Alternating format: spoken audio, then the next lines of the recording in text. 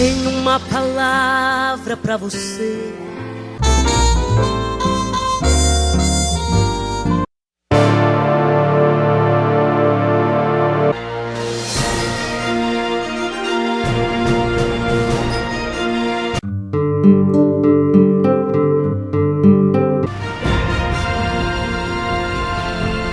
Saúdo a todos os internautas, professores, professoras, com a doce e gloriosa paz de nosso Senhor e Salvador Jesus Cristo.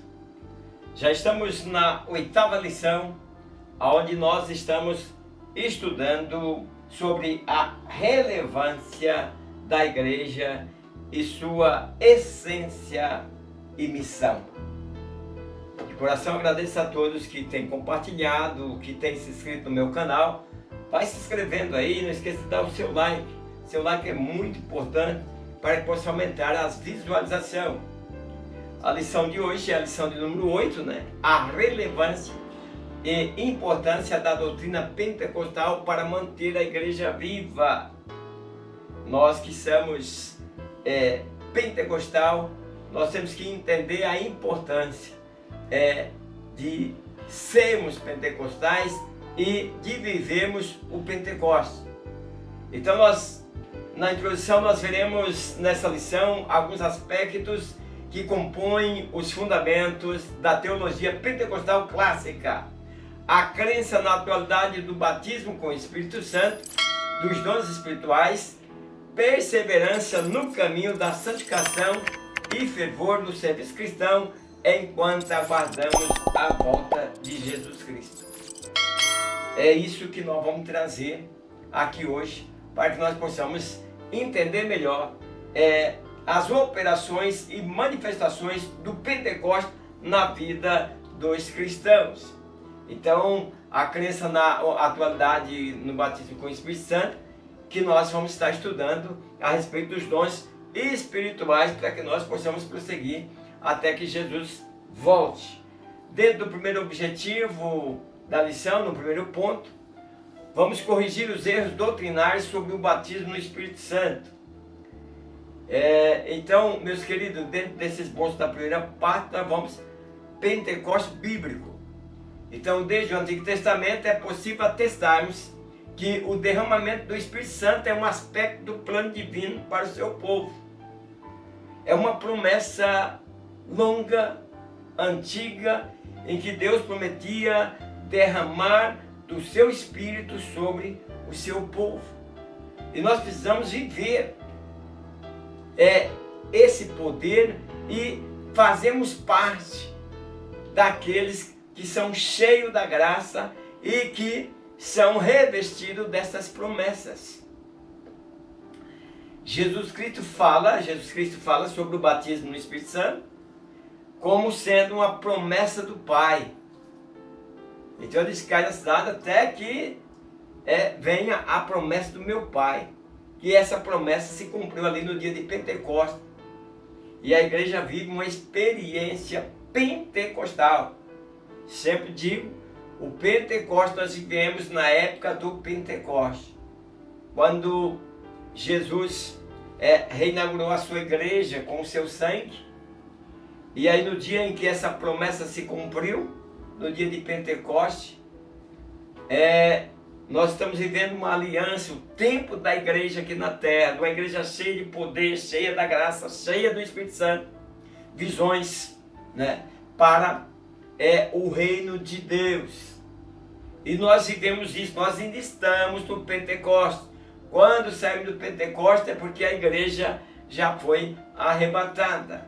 Dentro do primeiro tópico, nós vamos falar sobre o Espírito prometido.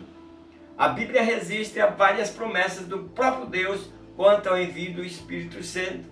Nós temos Zacarias, temos Joel e temos outros profetas. Zacarias disse, mas sobre a casa de Davi e sobre os habitantes de Jerusalém derramarei o Espírito. E há de ser que depois derramarei o meu Espírito sobre toda a carne. E vosso filho e vossas filhas profetizarão, e os vossos velhos terão sonhos, e os vossos jovens terão visões. São promessas feitas pelo Pai lá no Antigo Testamento. Então o derramamento do Espírito Santo, que aconteceu no capítulo 2 de Atos, não significa que ele somente passou a agir a partir daquele dia ou só naquele dia. Nós podemos afirmar que a promessa se referia a outras ações do Espírito Santo. Não só o falar em novas línguas. O apóstolo Paulo ele fala do mistério do Espírito, como sendo de maior glória em relação ao passado. Nós, pelo Espírito, discernimos tantas coisas. Professores e professoras, coloque seus alunos a par sobre o derramamento do Espírito Santo que veio sobre nossas vidas. Através do derramamento, nós fomos regenerados. Nós nos regeneramos porque nós queremos vestir do Espírito Santo, nós não queremos entristecer o Espírito Santo para que ele não habite em nós. Então a segunda parte do livro do profeta Joel é uma mensagem de esperança, o derramamento do Espírito Santo. Eles tinham só esperança, nós vivemos o enchimento desse poder. O tópico 2 diz assim: o Espírito derramado. O dia histórico do Pentecostes foi o primeiro evento do derramamento do Espírito, também conhecido como a primeira evidência do batismo no Espírito Santo e o cumprimento das profecias e da promessa de Jesus recebido do Pai. Ficar em Jerusalém até que do alto esteja revestido de poder. Então, antes de Jesus subir ao céu, ele faz essa ordenança a seus discípulos, para que eles ficassem em Jerusalém. E ele fala que esse enchimento de poder vai dar condições e vai dar coragem aos discípulos para enfrentar o pecado e aqueles que barbarizavam contra o Evangelho. E os discípulos, interessante que eles não precisaram esperar muito tempo. O profeta Joel profetizou isso em séculos passados. Mas o Senhor informava que a promessa seria cumprida não muito depois daqueles dias. Seria uma promessa que seria cumprida rapidamente através de Jesus Cristo. Então, aí em Atos, nós vemos que a igreja inicia ali um período de oração, perseverança ali na unidade, e aí chega o dia em que eles recebem o poder do alto. O tópico 23 diz assim: o resultado do derramamento do Espírito. Quando lemos sobre o resultado, precisamos estar atentos para não nos determos apenas ao falar em outras línguas. Então, meus queridos, eu estou trazendo para vocês, e aqui nesse tópico 3 nós vamos estar vendo o resultado, o enchimento do Espírito Santo não é só falar em novas línguas ou em outras línguas, mas é ser completo, buscar renovação, uma correção. O Espírito Santo, nós percebemos o Espírito Santo, ele nos corrige quando nós estamos errados, e o Espírito Santo nos corrige, fala dentro de nós. Então, biblicamente, o derramamento do Espírito não resulta somente ao que acontece em um determinado momento. Ele acarreta outras consequências, além de nós falarmos em outras línguas. Então, a ousadia, a intrepidez no anúncio da palavra de Deus é uma coisa do dia em que o Senhor derramou o Espírito sobre aqueles que estavam reunidos. Então, aquelas pessoas com ousadia, ele dizia: ficar em Jerusalém até que do alto seja revestido de poder. Então, não era para que os discípulos já saíssem pregando: espere o revestimento, que vocês vão falar em novas línguas, vocês vão ter ousadia para anunciar a palavra de Deus. Então, ela traz uma edificação espiritual na vida do discípulo de Cristo. Aí ele tem maior dedicação à oração, ele intercede mais. Então ele é capacitado para ajudar uns aos outros, porque formamos o corpo de Cristo. Antes de entrar no segundo ponto da lição, quero mandar um grande abraço aí para Gilvandro e Silva Duarte, ele diz: Pai Senhor presbítero Ademar, Deus te abençoe. Obrigado. Pastor Cláudio, que é da igreja Jesus é o Altar, ele diz: pura verdade, Deus abençoe, meu querido. Antônio Carneiro Filho, diz: Pai Senhor Jesus, presbítero Ademar, Deus continue te usando, em nome de Jesus. O Senhor e o vosso ministério e a vossa família estão nas minhas orações. Obrigado, irmão Antônio. Vini Galiano, ele disse que está na hora de nós despertar para a casa do Senhor, que não existe mais pandemia. Vera Lúcia Martins, ela disse: a paz do Senhor, suas aulas são enriquecidas, que Deus continue abençoando o Senhor e o seu ministério.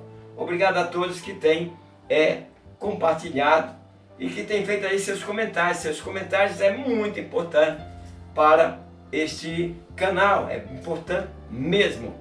Vamos para o segundo objetivo da lição, aonde vamos estar expondo sobre o Pentecostes verdadeiramente bíblico.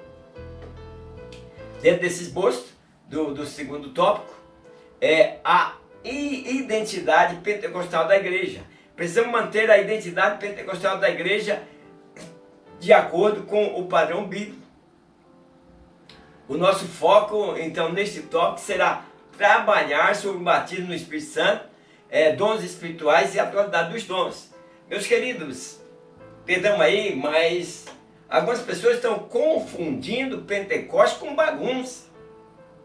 Eu não estou trazendo uma aula aqui para que as pessoas pensem que Pentecoste é você sair pulando, correndo, saltando banco, e é porque você está cheio do Espírito Santo. Você está uma pessoa, criança, que não tem controle sobre o poder do Espírito em sua vida. Eu sempre trago na igreja que pastoreio, explicando para as pessoas. O Espírito Santo atua no consciente. Se a pessoa está pulando, saltando e gritando e correndo e depois diz que não sabe o que estava fazendo, o Espírito de Deus não atua no inconsciente. Quando você pega uma pessoa endemoniada, ela não sabe o que está fazendo, porque o espírito mal toma o consciente dela e ela não está consciente do que está fazendo. Então há essa diferença em que as pessoas cheias do Espírito de Deus, elas entendem, elas sabem o que está dizendo. Então por isso é o meu conselho. Tem igrejas se confundindo que o culto é aquele culto, que é aquela gritaria, aquela correria. Isso, às vezes, em vez de trazer benefício, talvez traz malefício. As pessoas indo outra não entendem o que é aquilo. E eu também, que sou crente, não entendo. Quando uma igreja, por exemplo, o culto só é animado se todo mundo estiver correndo para lá e para cá, gritando. Não, meus queridos. Paulo diz: fazei tudo com decência e ordem. Eu, na igreja que eu pastoreio, eu digo: olha, irmãos, quando o pregador estiver pregando, não quero que ninguém se levante e suba ao altar para profetizar. Quem está com a palavra de profecia é o pregador. Nós, pastores, professores de escola dominical, nós precisamos ensinar o povo como caminhar no caminho do Senhor. Paulo, certa vez, parecia até escandalizado, que ele disse: olha, pelo tempo, vocês eram para ser mestres, mas vocês ainda são meninos, está precisando de mamadeira. Era para vocês terem um alimento sólido, mas vocês não se der um alimento sólido, dá dor de barriga, dá problema, dá infecção. Nós estamos com crentes dessa maneira. Culto de ensino, os crentes não querem mais participar. Eles gostam do oba-oba, daquele culto que só tem profecia. Só profeta daqui, profeta de lá. Eu já expliquei, eu tenho explicado na minha igreja, nos cultos de ensino, e também tenho explicado no meu canal. Nós temos a mente de Cristo. O que quer dizer isso? Nós entendemos as coisas espirituais. E muitas vezes os nossos pensamentos são tão espirituais que nós podemos confundir, achar que aquele pensamento que nós estamos tendo não é nosso, é Deus que está falando, e aí dizemos: Deus está falando. Não é você que está falando. Procura discernir as coisas espirituais, pois somos espiritual. Então é importante, irmãos, que a nossa igreja não vira esse reteté que tem virado em muitos lugares. Isso não traz salvação. Isso não traz enchimento do Espírito Santo. Isso traz meninice, que as pessoas saem do mundo e vão lá para a igreja porque gostou de ficar rodopiando. Então, professores e professoras, lideranças, ensinem o povo a palavra de Deus. O 2.1 diz assim, o batismo no Espírito Santo. Já vimos no tópico anterior que as Escrituras revelam e registram a diversidade de ações do Espírito Santo em diversos momentos ao longo do tempo. Eu disse, olha, o Espírito Santo,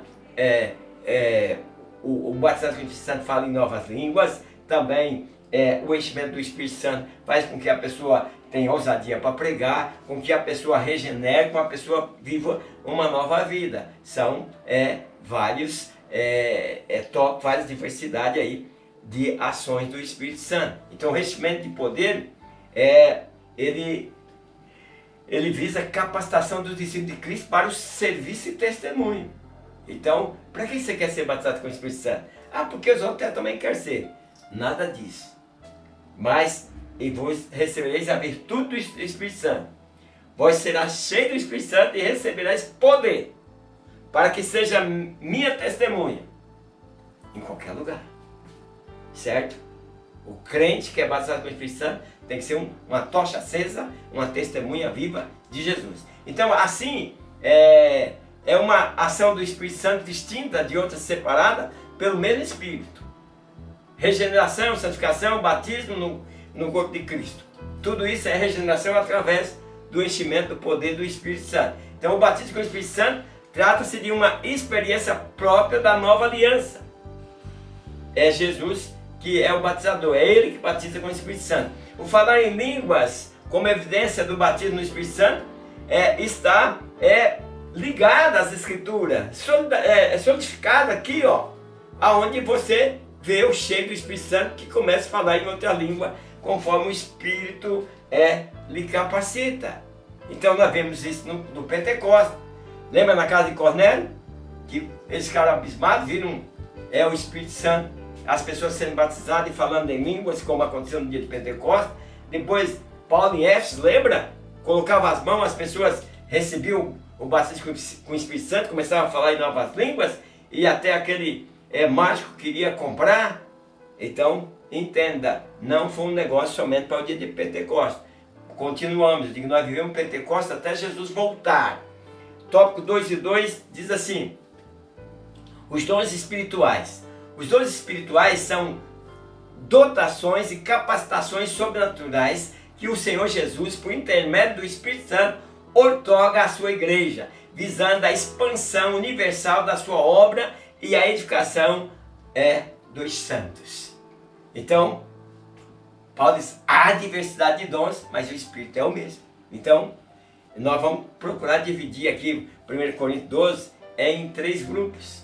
O primeiro grupo, os dons de expressão verbal, que é o falar em língua, variedade de língua, interpretação de língua e dom de profecia.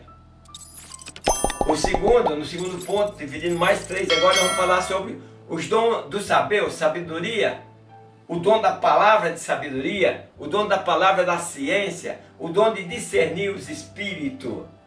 Tem pessoas que tudo chega um profeta, diz que está profetizando e ele já se treme todinho porque não sabe discernir. Então os dons de poder é o terceiro, que é a da fé. Sem fé é impossível agradar a Deus. Os dons de curar, dom de operação de maravilha, são essas coisas que é preciso estar na igreja pentecostal. Não é só falar línguas estranhas. A igreja pentecostal, ela tem que estar repleta. Por isso que eu digo, ensine. Culto de ensino, os crentes não deveria faltar, mas faltam nos cultos de ensino. Prefere mais uma festinha, uma outra coisa. Vão tudo para o ensaio, mas para o culto de oração não vão. Por quê? Não sei. Então, parece que não querem aprender. Então, pastores, professores de escola dominical, mostre ao cristão que é necessário que os crentes participem de escola dominical e de culto de ensino. Agora também, senhor pastor, senhor liderança, culto de ensino não é pregação. Não é você achar bonito um texto aqui e você chegar lá e ficar falando sem foco. Ensina. As pessoas têm que ir embora do culto. Ao sair do culto, hoje eu aprendi que. Ok? Agora os pastores, muitos pastores, eu já tenho alguns anos de caminhada com Cristo e tenho assistido culto de ensino que o pastor, meu Deus do céu, nem sabe pregar, nem sabe ensinar, não sabe nada. E ali preenche um vazio, aí as pessoas se cansam. É como um professor de escola dominical, tem que ter cuidado. Você tem que estudar a sua lição, você tem que orar, você tem que se preparar para dar aula. Paulo diz que nós precisamos se dedicar. Os que ensinam, dedicam ao ensino. Se você não tem condições de dedicar ao ensino, põe outro para ensinar, que dedica. Porque Paulo diz aos que ensinam que haja dedicação no ensino. O professor de escola dominical precisa se dedicar para ensinar. Pastor, culto de terça-feira, tem que ter dedicação para ensinar. É como eu disse, vem, conta uma história, não tem nem profundidade, conta uma história e amém. Nada disso. Culto de ensino é culto de ensino, nós chamávamos antigamente de culto de doutrina, onde muitas vezes o assunto era um pouco pesado, mas nós precisamos entender isso. O 2.3 diz assim: a atualidade dos dons espirituais. Ainda há os que acreditam que as manifestações dos dons espirituais, principalmente os relacionados em Coríntios 12, cessaram após a conclusão do cânon do Novo Testamento e do fim da era apostólica. Nada disso, mostrei aí a continuidade. Então não há base bíblica para isso. Então nós continuamos sendo cheios do Espírito Santo até que Jesus volte. Vamos para o ponto 3. No ponto 3 vamos dentro do objetivo: assegurar a identidade pentecostal da igreja. Isso é importante. Mantendo a chama pentecostal. Refletir sobre manter a chama pentecostal é continuamente ocupar nossa mente sobre a relevância de sermos perseverantes no cultivo de diversos aspectos que resultam na ação do Espírito Santo na igreja depois do Pentecostes. O 3.1 diz assim: viver em santidade. O pastor Paulo Nunes Macalão, por ocasião do cinquentenário da fundação do Ministério de Madureira, afirmou que enquanto o mundo evolui para o pecado, a igreja deve evoluir para a santidade. Isso é uma pura verdade. Então a razão para o crescimento da igreja, nesse tempo em que vivemos, está na ação do Espírito Santo e na vida de santidade. Não pode haver uma coisa sem a outra. Pessoas que correm na igreja, pulam e brigam com o vizinho. Pessoas que acham que só na igreja que ele recebe o Espírito Santo e em casa ele não vive uma vida cheia do Espírito Santo. A Bíblia diz que os adoradores adorarão o Pai em espírito e em verdade em qualquer lugar. Então santificação é uma das doutrinas que compõe o fundamento teológico das Assembleias de Deus, desde o seu nascedor. A Assembleia de Deus, uma igreja pentecostal. Então o controle de nossa vida não é pela emoção, pois a emoção tem destruído. Às vezes você convida uma pessoa para a igreja, ela diz: pô, na tua igreja não é uma bagunça. O povo está emocionado, não está cheio do Espírito Santo, está emocionado. Pula, salta, e segunda-feira, vamos com um trabalho no domingo, na segunda ele volta à vida novamente. Emoção é isso. Ah, como foi gostoso ontem. No Espírito eu estou vivendo o que Deus falou comigo ontem, eu estou vivendo a glória de Deus de ontem. Entenda isso. Se você está com saudade do culto de ontem e que você voltou a praticar a mesma coisa, é diferente de você estar vivendo o culto de ontem. Então, não é pela emoção, é pelo Espírito Santo de Deus. E quem vive desta forma, vivendo pelo Espírito Santo de Deus, o pecado não tem mais domínio sobre a vida dele. O 3.2 diz assim: viver no Espírito Viver no Espírito é o maior desafio para o crente. É um desafio viver no Espírito, não viver na emoção. Nossas igrejas estão deixando a emoção tomar conta. A Assembleia de Deus tem um lugar da Assembleia de Deus que é um escândalo. É um povo correndo nada no outro, é cheio de profeta. Quem manda na igreja é os profetas. Então a natureza carnal herdada de nossos primeiros pais faz com que busquemos as coisas que não agradam a Deus. Somos carnais nessa coisa, deixamos de ser nascido do Espírito. Quem é nascido de Jesus é espiritual, quem é nascido de Adão é carnal. Então, nossa natureza carnal, fomos nascidos de Adão e nascidos de Jesus. Só que quando nascemos de Jesus, nós crucificamos a carne. Então, quando as pessoas aceitam a Cristo como Salvador, torna-se nova criatura pelo processo salvífico de redenção. Top 3 diz assim: viver em ação. São inúmeros os textos bíblicos que apontam para uma vida de serviço por parte do povo de Deus, como resultado da ação transformadora do Senhor na vida das pessoas. Tem pessoas que se admiram. Olha como ela é hoje. Então, foram libertadas pelo Senhor Jesus. E agora eles servem ao Senhor. E aí nós vemos que essas pessoas são libertas, elas passam a servir. Nós vemos as mulheres que foi curada, diz que ela seguia a Cristo e servia. Nós vemos mulheres servindo o apóstolo Paulo, porque aceitaram a Cristo. Se você me achar digno, fica na minha casa. Então, nós somos chamados para o serviço. Conclusão: precisamos manter essa chama pentecostal. Nossa identidade construída ao longo dos anos. Devemos primar pela ortodoxia e ortopraxia bíblica, não permitindo que os modismos baseados em experiências pessoais sejam colocados acima dos princípios das Sagradas Escrituras. Nós precisamos ter cuidado. Quero agradecer de coração a todos, pedir a vocês, a próxima aula é a importância e a relevância da contribuição para a pregação e crescimento e desenvolvimento da igreja, que é a lição 9. Não deixe de estar compartilhando e não deixe de dar o seu like e se inscrever no meu canal. Um abraço e até a próxima aula, na paz do Senhor. Amém.